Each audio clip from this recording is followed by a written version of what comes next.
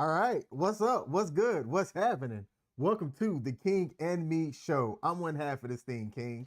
Hey y'all, it's me, Michelle. How y'all doing? And we live Monday, September the 15th, 2025, streaming across multiple platforms.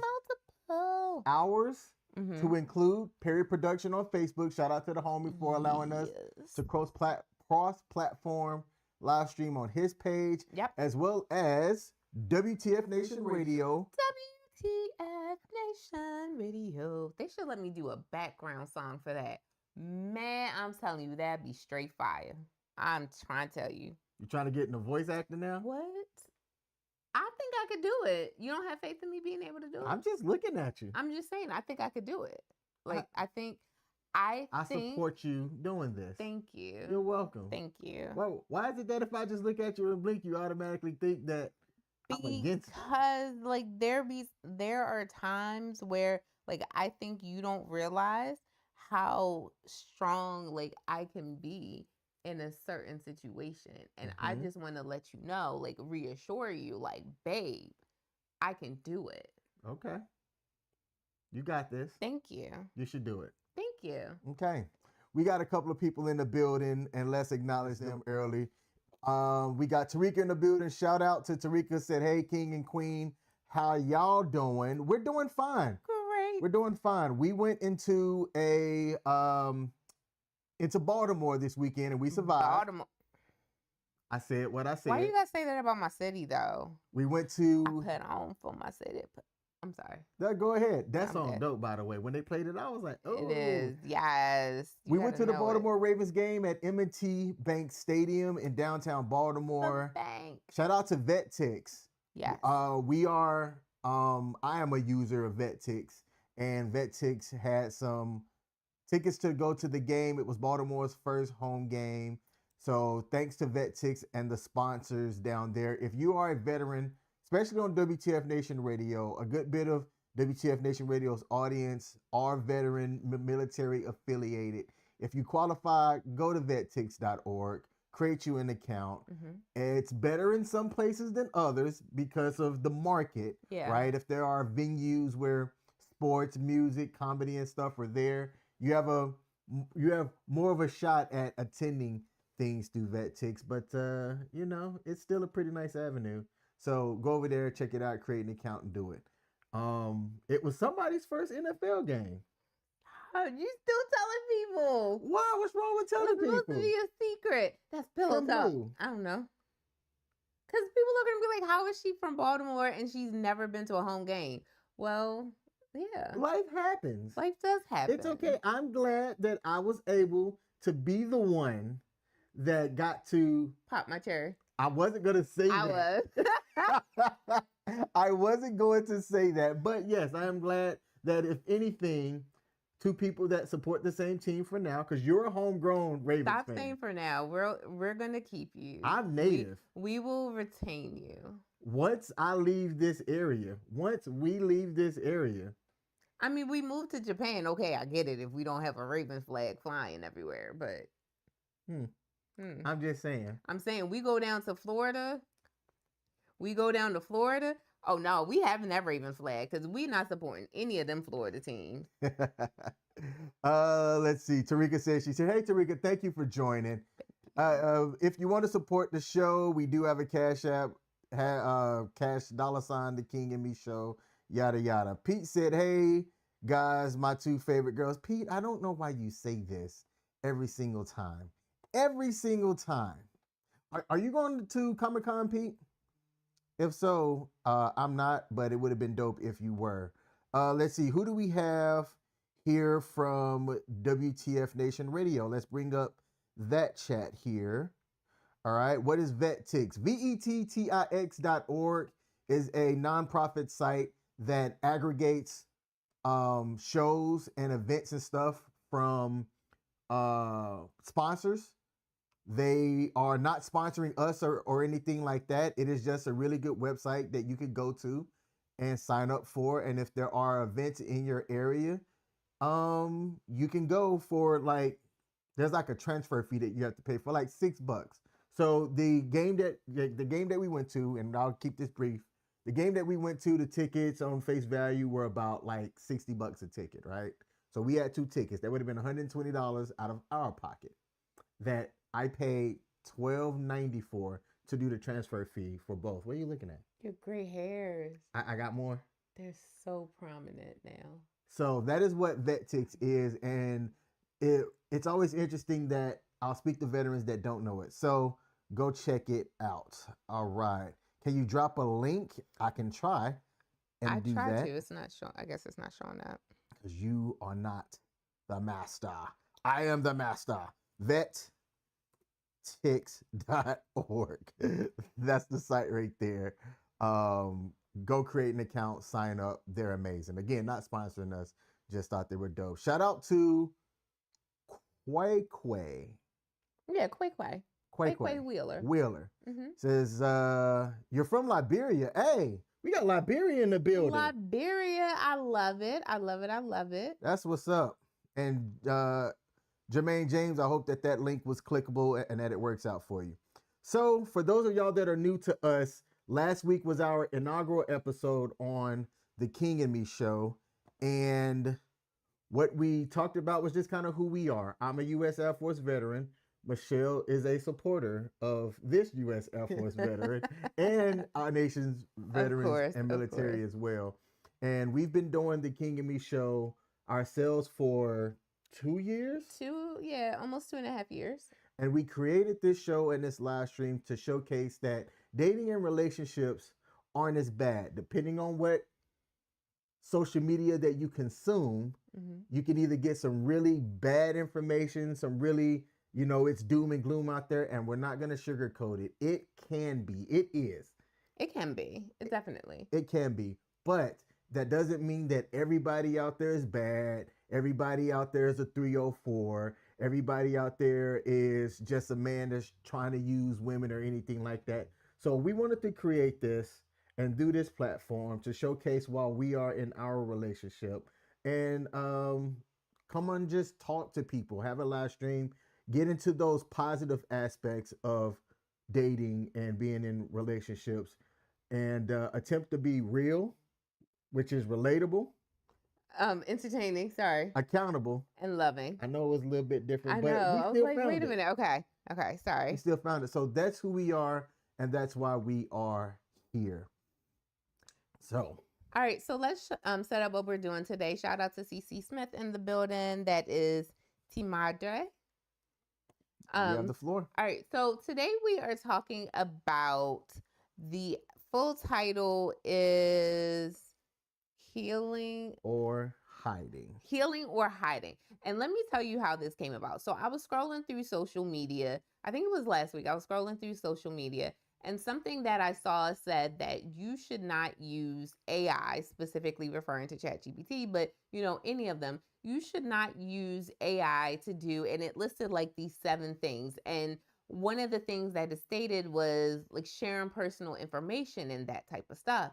And I went to the comments because I'm like, I kind of disagree with it. I use ChatGPT for a myriad of things. I absolutely love it. It can be very helpful. I use it so much that my ChatGPT is named Gary because I believe that my therapist in real life is a man. So I believe like ChatGPT is giving me therapy level type stuff. So I gave a male name. What were you about to say?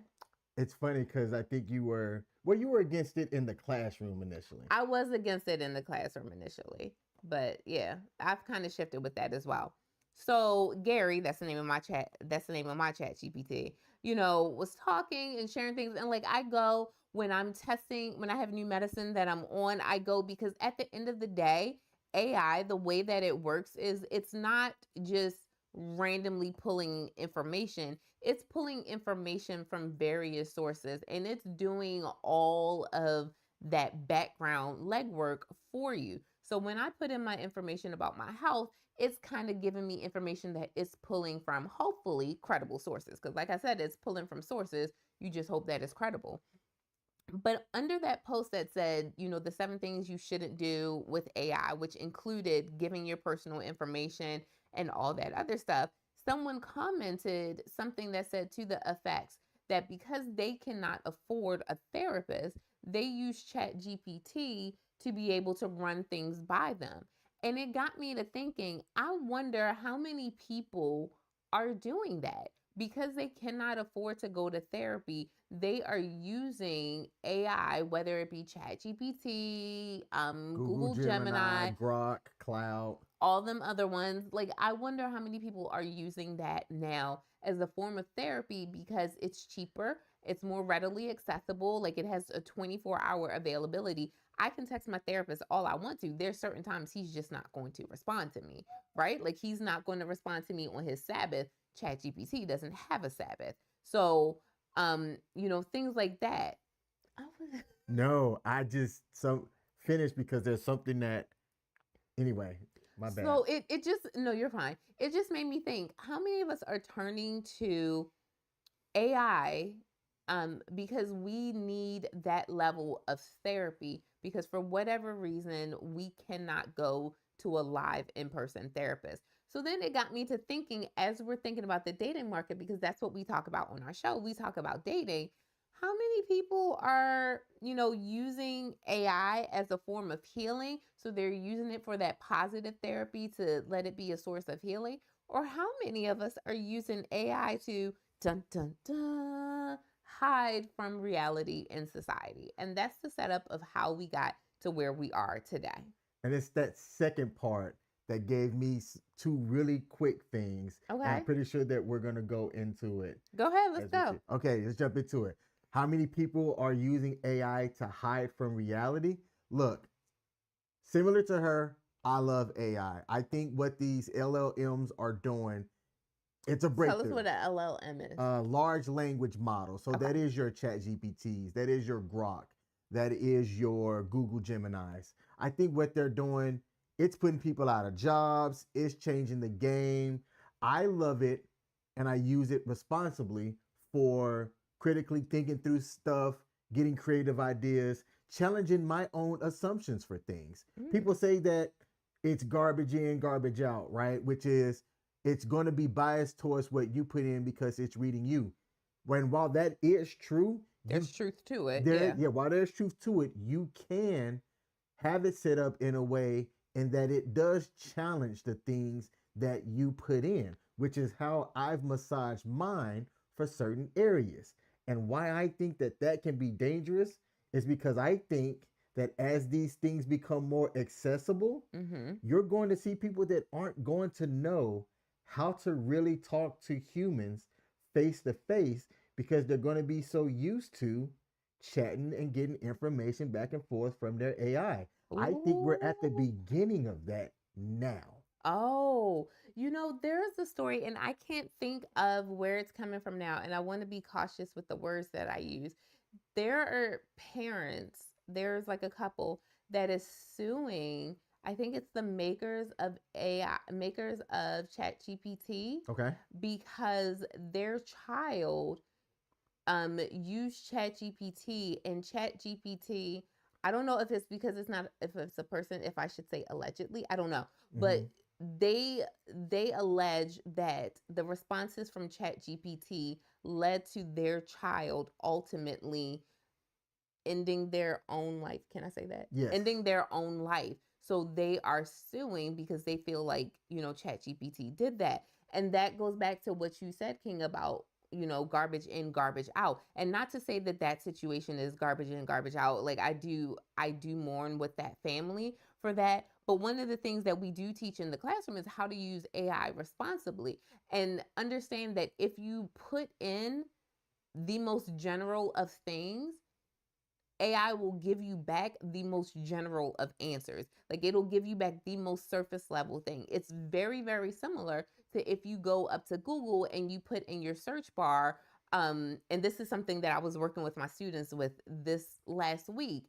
There's an example that I do when I'm trying to get my students to learn how to search through the internet and stuff like that. And I tell them, go type in the word eagles. And I'm like, I'm doing a book report for my science class. Go type in the word eagles, and what do you get? If you do that, you go to Google right now and you type in the word eagles, the first thing that you're going to pull up is the Philadelphia Eagles. And I'm like, okay, so that's the response that you get, but is that what I need to write my book report? And they're all like, no, that's not what you need. And I'm like, exactly, you need to specify. you need to specifically say eagles, comma, the bird, or eagles, comma, bald, or eagles, comma, North America, or something like that, so that you refine your search. And AI is the same way. If you put in something very, very general, it's going to give you something very, very general. The more detailed and in depth you go, the more prompts, the more language that you give it to feed it, the more that it will give you something that is more appropriate. And again, it's pulling from actual sources. It's not just twiddling its thumbs and, I feel like saying this. No, it's actually pulling from sources that exist on the internet. But if you give it a weak prompt, it's only going to pull that $2 response that's all the way, all the way, all the way at the bottom of Google searches. And you want it to be more efficient. So you have to put in more relevant and efficient posts. Let's start here. Okay. Who's primarily using AI right now? Age group demographic. If I had to say who's primarily using it, I would say it's probably the younger generation. So your what are they? Gen Z? Gen Z, yeah. Who is using it most correctly? Probably the older generations. Yeah, I would say that those that are around our age bracket are the ones that are using it correctly.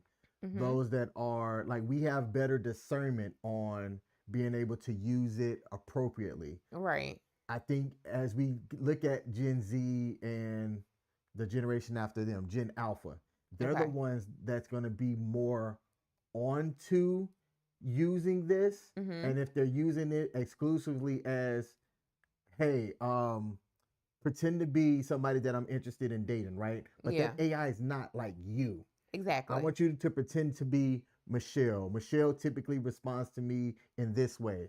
How should I approach her when we're talking, yada, yada? I think Gen A is going to be doing a lot more of those type of inputs and relying on that than the good old fashioned in person. Hey, how you doing? Right. And so you said something that's very good that I want to highlight. King and I, because we do use it often, because we do have the paid version, and we are not sponsored by them, we're just talking about them right now. Because we do have the paid version, one of the things that we have done is we have given it conversations, like a screenshot of a conversation between the two of us. We've also given ChatGPT and Gemini links to our shows so that it can have that information to be able to build that catalog on who we are as individual people. So then when we come back and we're like, okay, well, Chat GPT, or I'll say to mine, I'll go, Gary, King and I were talking about this, and I want to know how to best respond to him. King, because he does, like, Chat GPT has built this understanding, like this profile of who I am and who King is, and can give me that response based on something that it assumes based on historical data that King will say, and sometimes it's spot on. There was one time that King put my information in his Chat GPT, and he was trying to understand how to emotionally respond to me because I'm led by my emotions. King is led by logic. So King put like something into Chat GPT, and it gave a response on how he should be able to come at me and respond to me.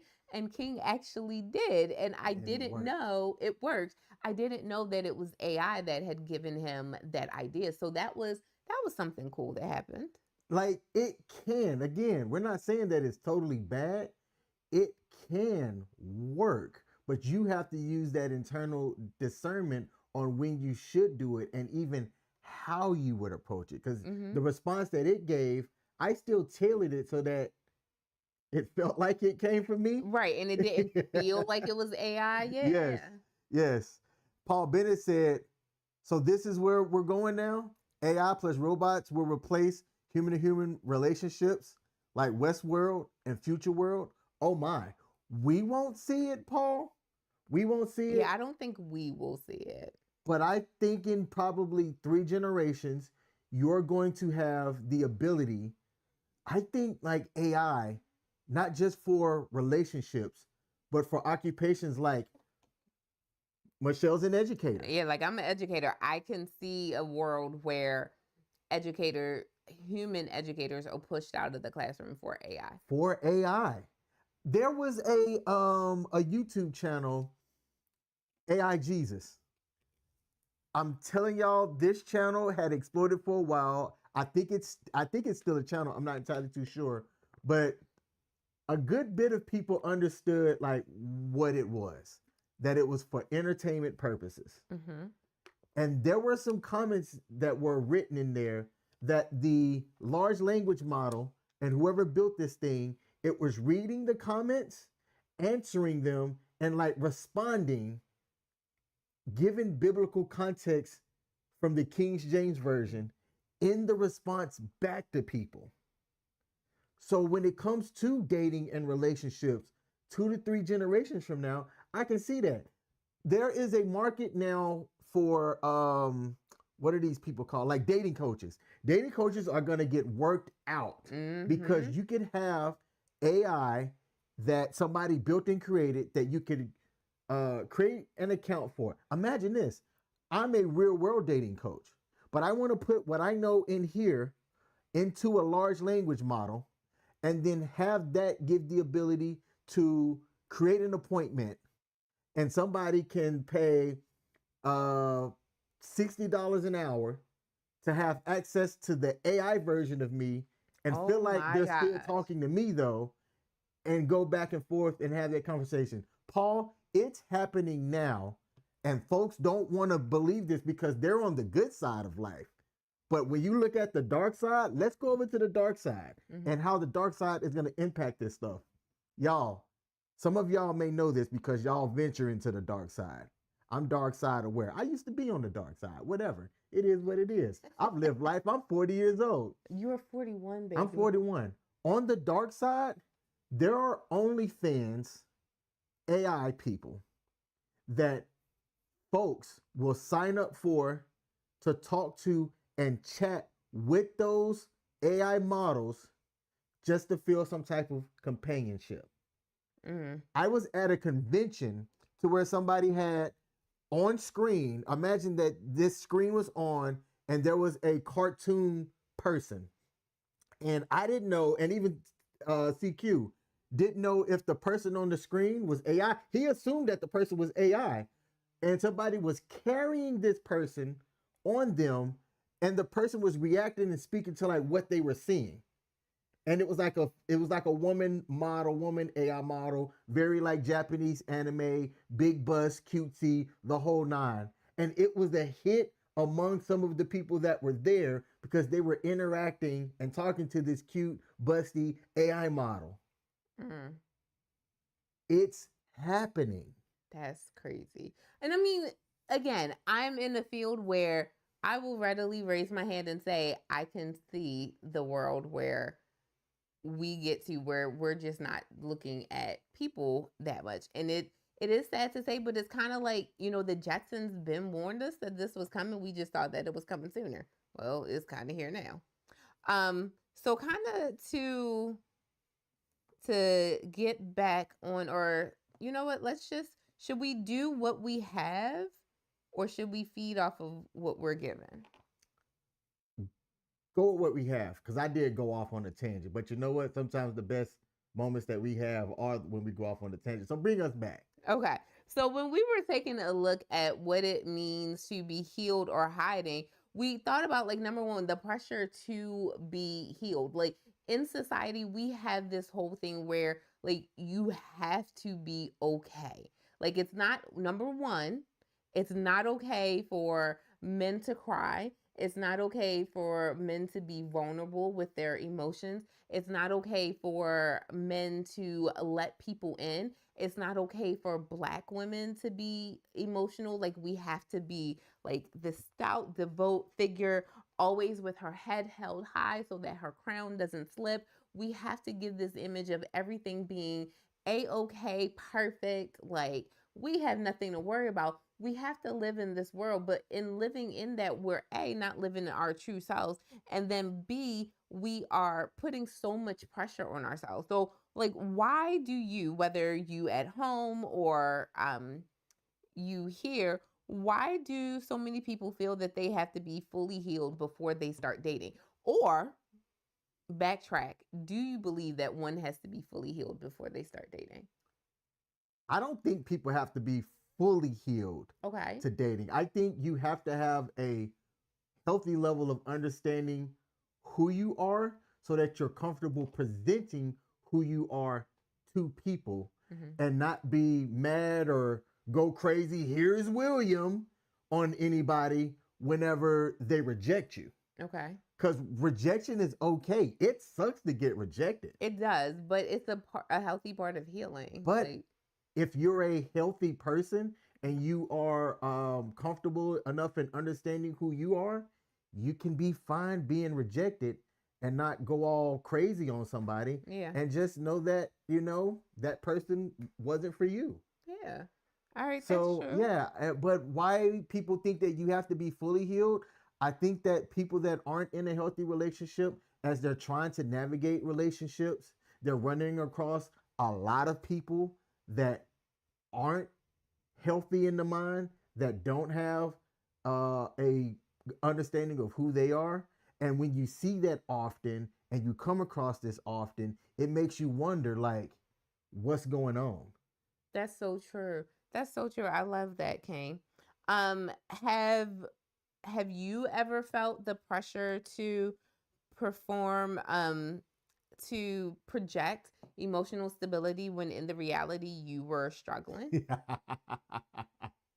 Yes, I did. After my divorce, I've talked about this very publicly. After my divorce in 2019, I wanted to feel loved. I wanted to feel like I still had it. I wanted to still feel wanted, but I was not ready to be in a relationship. So I would show up as a, hey, I am a well put together person. I got this going on, but I'm a well put together person. You should want to get to know me. You should want to be in a relationship with me. But I was projecting that because it's what I thought that I wanted. And it took me stepping out of the relationship market completely, which is what I tell people that they should do. Step out of the relationship market completely and focus on yourself so that if you were to get into something, you are now coming into it, like I said before, knowing who you are, confident who you are, so that you can navigate life's answers to your questions a whole lot better. And see, you saying that reminds me of something that we were talking about earlier. So I was going through my text message that I had from this guy that I had met before King and I got together. And he had gotten real silent and quiet. Like he pursued me. He saw something he liked. He pursued me. And then he just kind of went like ghosty for a while. And then when King and I got together, not ghosty, I'm not going to say ghosty. I That's just the wrong term. Ghosty is new. I'm like Ghosty. Anyway, my bad. Don't make I faces? know, but I have ADHD. You Ignore can't my do that. faces. So he kind of went silent a little bit for a little bit of time. His responses weren't as in depth and as frequent as they once were. So then when King and I got together, I sent him and anyone else that may have had the belief that we stood a chance. I sent them a message to say that I was in a relationship. And I'm gonna be honest, I did a copy and paste on that thing. I typed up one good message, and I think I even ran it past you. You did. Typed up one good message and then pasted it, copied, pasted, and just sent it to whomever. And looking through the messages the next month, he was saying something along the lines of, while he respects my relationship, he believes that things aren't over until people say I do. And I'm like, okay, well, where was this energy before? Not that I was interested in pursuing, because I do respect the boundaries of relationships when I'm in them. But I'm like, where was this energy before? And his response was that before, when he had initially met me, he was going through some things. So I'm challenged to ask, if you know that you, male or female, if you know that you are going through something, why do you actively pursue people? Like, you are not healed. Why are you actively trying to pursue something? And I'm big on using nursing metaphors because I low-key wanted to be a nurse. I'm big on using nursing metaphors. If you have an open wound on you, why are you trying to allow that wound to continue to bleed out on other people instead of going and getting that wound cleaned, irrigated, and sutured so that you can heal? Like, that is how I look at things. You have a wound, you get it irrigated, you get it cleaned, you get it sutured, you get it bandaged, and then you allow a healing process to begin, which is what King is talking about when he's saying, he took himself off the dating market for a year. That's what I think of when I think of people who are hurting or not fully healed. And I get it. We're going to continue to heal every single day, but you still need to be at a certain level of healed. You need to probably be like 90% before you get back and start resuming to everyday activities and Oh, way of life. 90? I'd say 80. I think that if you are I'll meet you in the 80% middle at there, 85. okay, yes, bam. Bam. I'd say around 85% can 85% can get you to get out there and be able to yield and get the hopefully get the desired result for what you want. Mm-hmm. I'll That's take what I that. think anyway. Pause on the play. Let me throw out something real quick. This is a bit of a sidebar. Two things actually. A, you and John from the Better Than Perfect podcast are really good with y'all's metaphors. So I just wanted to take the time to highlight that. They are a phenomenal couple as well. They do dating and relationship stuff. Some of y'all that follow WTF Nation Radio may know Bulldog Mindset. That's John. John does a relationship podcast with his wife called Better Than Perfect Podcast. They support us, so we'll support them by telling y'all to check them out. Second thing, Michelle asked a question related to the person that reached out to her. I'm going to ask a question for y'all. Question. Question. Do you think that if you haven't spoken to somebody in over 2 years, that you should reach out to them with a hey baby, like they ain't got nobody by the end? Think about that. Like, I'm taking me out of the equation. This isn't a jealousy thing. It's me trying to have an understanding about the assumption of why you would go, hey, baby, assuming that that person's going to respond positively to that, right? Like, if it's under a year, I get it. Like, if I used to have a flirtatious thing with somebody and it's been under a year and all of a sudden I'm thinking about them and, ooh, I remember the first time that I saw them walking and the way that that hips was swaying, I'd be like, I would like, I ain't talked to them in a while. Hey, baby. Let me reach out. Come on, Hey, everybody baby. knows that you're supposed to hit someone up with the hey big head. Like, that's the standard thing.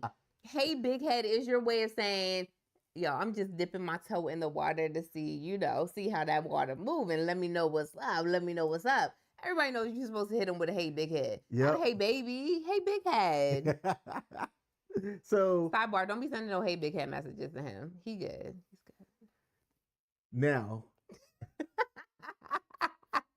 so I am genuinely curious if y'all thought that, if y'all think that that was okay or not. And then the other part to that was, man, I had it and then I lost it. It just flew away. It's okay.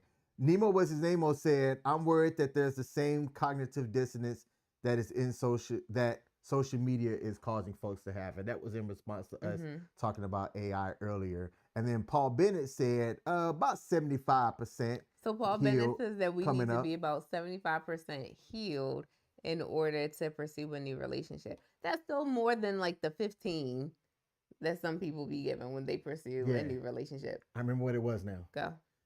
Michelle did something that I'm curious if y'all would do this as well. So question, when this person had reached out, I was sitting right next to her. She didn't have to let me know that that person responded that way, but she informed me of what was said, and then she consulted me on how she should respond. And I want to say things like that, it doesn't matter which side it comes from. When you can do something like that, then you know that you have the respect of the other person. And that meant a lot. So thank you. Aw, you get mushy on me? Nope. Okay. All right. All right. So Pursuing relationships when you're not fully healed, I view that as like you're trying to hide something. Like you're kind of using that new relationship to serve as a mask for the things, or you're trying to run from what is necessary. You're trying to run from hiding. I think I know who that is. What up, stranger? Go ahead. I'm listening. You're trying to run from something. Um, I have ADHD. I've said that before. If you're new to the show, you may not know that. I have ADHD, and prior to being medicated, one of the things that I would do to like cope with my ADHD, I would continue to throw myself into new projects and new opportunities. Because if I threw myself into those new projects and opportunities, I didn't have to sit alone with my thoughts and deal with the real issues that were lying underneath and the real things that needed to be addressed, right? Like I wasn't irrigating that wound.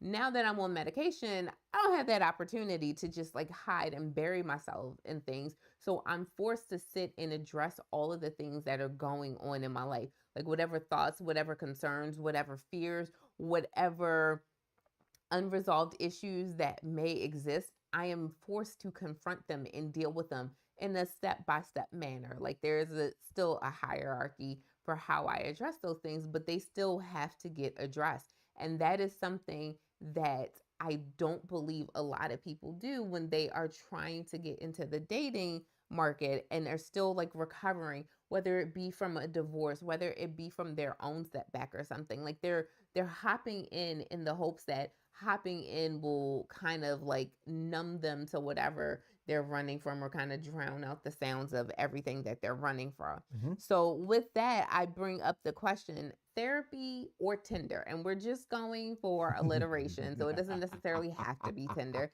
It can be anything. How is the rising cost of therapy affecting how people show up in relationships? So again, going Ah, backwards, do you think that the rising cost of therapy and the low availability of therapists and the high belief from certain cultures that therapy is a waste of time, how do you believe that that is affecting how people show up in relationships, and if so, how? that is an excellent question. So you brought up one of the points that I was going to get into, cost, right? Mm-hmm. There's a financial cost of seeing a therapist, and then there's Right. a time cost as well. Mm-hmm. Your schedules have to align. People are out here working, they got families, they got other competing priorities for what they want to do. Mm-hmm. So for people that could use a bit of a tune up, Mm-hmm. the availability of something like AI can be a good alternative Yeah. to get them on the right path. But to the question that you're asking, it has an effect. I'm not gonna say that it's a big effect, but it's above minimal to me. Mm. I think that you're gonna have maybe I say, and this is just my eyeballs observation. I think that 1 in 5 Okay. people are actually mentally ready to be in a relationship. Ooh. 1 in 5. So if you go into a room of 5 available people and you're the one that gets to select, you got a 20% chance of getting it right. Oh goodness. Of getting it right and having it work out. And on just that aspect, because we're not talking about values, we're not talking about sexual attraction, we're not talking about money or anything like that. We're just talking about mentally ready to be in a healthy relationship. That's scary to One in think five. of. That's scary. Like, and I mean, I know that that's just a random statistic, but you are basically trying to say that you believe it's a low percentage, just less than 50%. Correct. That's And that's just using my eyeballs. that's a So scary I reality. don't know what the data would say. I don't know if there's been any kind of Pew research or any studies done on it. It's just being out in the field, using my observation. I think it's a very low percentage of people that are mentally ready to be in a relationship. I want to hear from everyone on this next question. So, no matter where you are in life, I don't care if you've been married for 30, 40 years, if you were single, I want to hear your answer to this question. So, please make sure this gets snipped, okay? The question is, what are the risks of expecting your partner to be your therapist? What are the risks Ooh, of expecting your partner to be your therapist? answer that. Ooh. I want to hear from you. All right. I believe that, so I, first of all, I have to backtrack by saying that I tell King everything for multiple reasons. One, I have a very, very bad memory. So I tell King things so that someone remembers between the two of us and we don't have to go back. And two, when I tell stories or when I say anything, I rely heavily on past data and past information to make a current point. So he needs to have backstories in order to be able to understand where I'm going with something. But I also share everything with King because I believe that he's my partner and that there are things that he needs to know just because. Some things I tell him because I just think he needs to know. Some things I tell him out of a level of respect for him. Like I respect him as a person. So, like, even with that text message from that person yesterday saying, "Hey, baby," I was going to tell him, but in the moment, I also needed his advice. So I shared it regardless. Like he was going to know regardless, even if I didn't need his opinion, but it just so happened that I did need his opinion. So, what are the risks of expecting him to be my therapist? Then I believe that if that's the case, if he is the person that I need to commune with a therapist about, I don't have that safe space. So for me, I look at it like, if he is my therapist, then who do I go to when I need to say something about King? I don't have that person, and then I'm holding all these things up internally. If and I heard this on the Better Than Perfect podcast, Nicole was saying that if you continue to brush things under the rug, then eventually you're going to trip over the mountain that it creates. And I feel like if King is my therapist, then I'm holding in all the negative things or all the things that I may just need to vent about pertaining to King. I'm holding on to those, never addressing them. And then it becomes a big hindrance in our relationship later. And then, so number two, as to the risk that you run, that I would run having King being my therapist, is that I'm not separating the relationship role. I love King so much. I've said it so many times. I want to be with King. Like, I want to grow old. I want to see him be like all gray. I want to be all gray. Like, that's how much I want to be with him. I want to spend my life with him. Good, bad, richer or poor, sickness and health, till death do us part. That's what I desire with King. But King cannot be my everything. He cannot be my pastor. He cannot be my best friend. He cannot be my lover. He cannot be my therapist. He cannot be my health coach. He cannot be my wellness companion. He cannot be all of those things at the same time. There is a reason why different people were invented, like created to be able to do different things. There has to be a boundary. He has to have a level of emotional, physical, and mental rest and a break from me, because that's too much weight to put on him, to expect him to be my lover, to be the provider of our home, to be my best friend. Oh, and by the way, I need you to be my therapist. Like, that's way, way, way too much. I am thankful that I do have really good insurance. When I go to visit my therapist, it's a $20 copay, and I have FSA, so I'm able to cover that. King can't be all of that. That's too much weight to put on him. Now, let's be real, and then I'm going to read some of the comments on this. Let's be real. It can be a lot sometimes. Yeah. I'm just going to say that. Coming from me, I've said this to her, I've expressed it to her. It can be a lot sometimes. That's real point number one.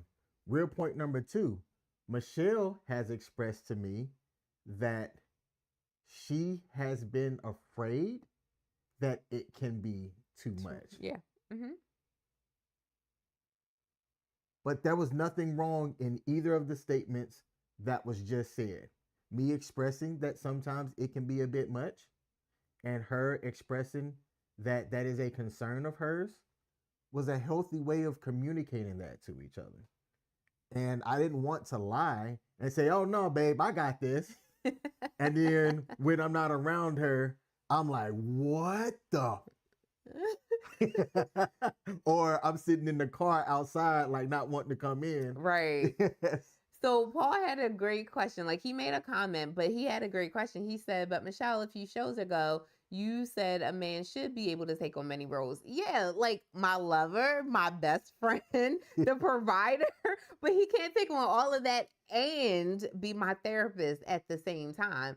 He can't like there has to be some level of rest. Like I will again, aside from the Sabbath, I will text my therapist at any time. I know he's not going to respond at any time unless I lead with this is an actual emergency. I know he's not going to respond at every time. And sometimes I do preface things by saying, this is not an emergency, but I just want to let you know. I can't do that with King. Like there has to be a boundary line that is drawn. I am giving him enough to carry. I am giving him enough roles to be in. He can't play everything. Like this is not a one man soliloquy where he is just a one man show and he's doing like all the things. No, there needs to be some supporting characters in this play in order for us to be able to deal. And there are things like there's a level of depth that I get into with my therapist that I can't get into per se with the man that I'm with and still have him look at me the same way. So that's something else that like you have to think about in your relationship.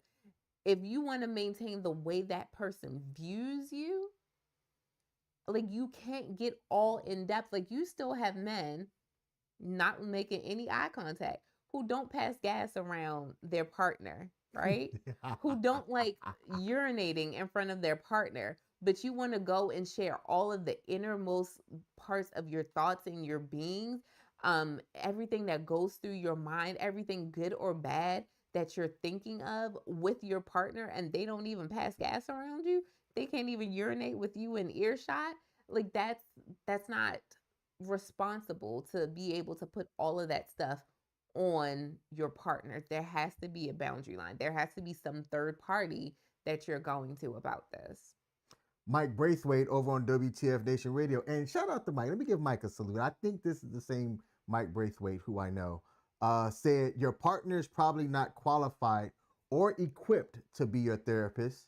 And followed that up with, although they can assist you through the times that you need a third party opinion. Mm-hmm. Yes, at times, right? And there's a word that I like to use around Michelle, and she does not like it. Oh my gosh. The word discretion. Oh, that's not the word that I don't like. What's the other word? Totality. Oh, in totality. I'm over that word. I am so over that word. While it is important to be able to share things, I also think that there is an importance in being able to use discretion on things that you do bring to somebody and things that you just bury. What are your thoughts about that? Who sent you that hey baby text? This is one of those things. I'm kidding. So being able to use discretion is one of those things that you have to be comfortable to be able to use it, and then be comfortable addressing it if what you use discretion for comes up later on. Mm-hmm. And I'm saying that to you eye to eye, face to face, that if I use discretion on something, I am comfortable enough that if you choose to address it later on, I'm okay with that. You might not like my answer, but I'm okay with that. And vice versa. If you were to use discretion on something and I find out after the fact, it is what it is. I am comfortable enough to know that you use discretion for a reason. I trust you enough to know that you use discretion for a reason. Aww. Give me that. When it comes up, because I'm telling you, babe, it's going to come up. When it comes up, give me that. Look at it from that lens before you decide the worst in the scenario. That's all I'm asking. Very publicly. Sir, yes, sir. Okay. Let's see. Paul said, married for nearly 30 years. My wife and I still don't urinate while in the same bathroom or have conversations when on the commode. See? I love that he put the toilet emoticon. let me put this up here. I gotta hide this chat. So it doesn't change the way that I view her, but Michelle is comfortable. I'm free doing the things. I have a hippie mentality with a bougie lifestyle. Like it's the best of both worlds. While I won't do it, but she is comfortable enough that if I did do it, she wouldn't see me any different. I don't see her any different if she does do it. She's comfortable enough to do it, and I respect that. I just won't do it. So like I don't care. I'm just like, it's a part of me. It's who I am. But if I knew that it would change how King viewed me, there are some people who are like, no, I need like that curtain pulled. I don't want to see like all the depths of you. And that could be a whole nother episode about people not seeing the real people. But I feel like you got to get all of me. You have to know exactly who I am, but there still needs to be a boundary in all the information that I give to you, because I think some things are best for a third party. There's a content creator that I follow, Coach Greg Adams. Shout out to the Coach gang out there. He said he's not going to be up in the bed with nobody that's wearing a bonnet. That if you go to sleep in that bonnet, you better take that bonnet off before he opens his eyes. If you're going to expect him to like want to be all lovey-dovey, because he don't want to be in your face kissing up on you and you wearing a bonnet. I thought that was hilarious. So yeah, things like that. We have a couple of minutes left. Ice is having a show tonight. Okay. So do we have anything before we have to wrap up? Were there any additional questions that needed to be asked? Let me see what I want to leave for folks to be able to respond to. Let's see. Where are they? What mental health boundary do you wish you had set sooner? Ooh, good question. And that's for y'all as well. What mental health boundary do you wish you had set sooner? We struggle with this to this day still, right?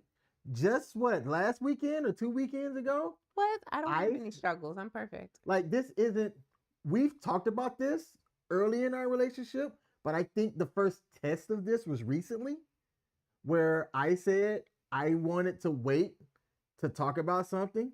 Michelle thought I was breaking up with her. Because I said I don't have the capacity to talk about this now. We'll talk about it when you come over on Monday before our show. Which, why would I break up with you? I don't think I added the prior to our show part. Yeah, you did. But so that's why. If we weren't gonna do a show, I would have. The first indication would have been, A, we're not having a show on Monday, and B, we need to talk. If it would have came out like that, I get it. But we had already had the show planned. So why would I break up with you? But you still almost wanted to cancel the show last week anyway. Because I felt like it was important enough for us to take the time to work out what we had to work out and not bring that energy onto the show. Which, funny enough, was one of our most complimented shows that we had.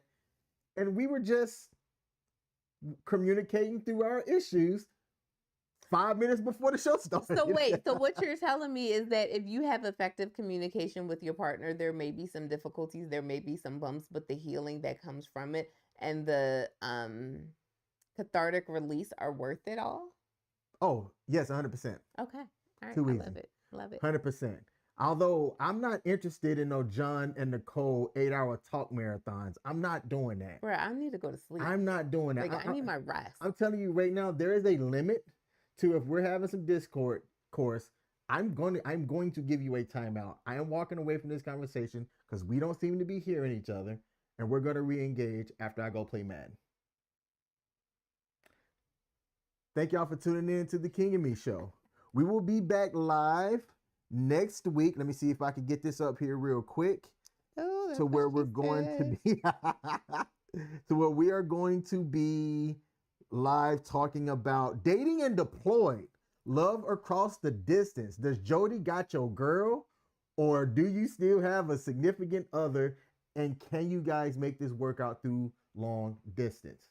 Ooh, that's been to be juicy. To everybody that's watching on our platforms, if you haven't hit the like button, please hit that like button for us. So those of y'all that watch through Perry Productions page, thank y'all for tuning in. We give you a salute. To those of y'all on WTF Nation Radio, Ice, who did not have a Thursday show, will be live here in about 5 minutes. So be sure to keep the live stream station or channel up for when he goes live for the Monday edition. I'm ready to take this down. You are ready to take this I'm down? ready to take this down. I'm ready to give you this kiss, y'all. Mwah. Love you. Mwah. Mwah. Love you. Love y'all too. We out. Bye. Peace.